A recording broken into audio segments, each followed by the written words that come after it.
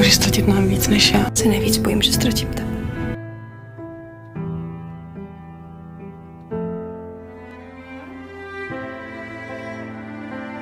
Já si slabost nemůžu dovolit.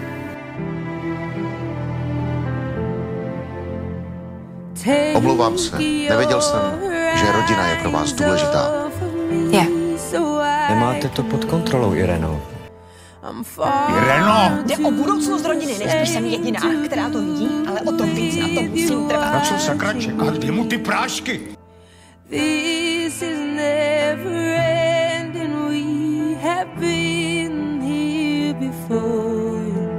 Ale myslíš, že bych dokázala zabít? A mně pomůže kdo? Tvoje rodina. Samozřejmě, že pomůžu. Ve vždycky.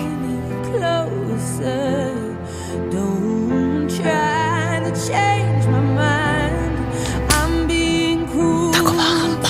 Maminko.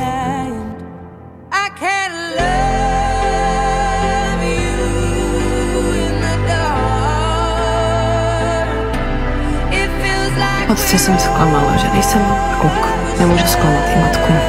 A co ty? Já bych nás ubránila, kdybyste mi věřil, kdybyste mě podpořil. Nebuď nechutná. Nebudu se ale ani stydět za to, kdo jsem. Stačí. Ireno, odejdi. A vy to nevidíte? Jak je skvělá? Že jen díky ní drží tahleta rodina pohromadě?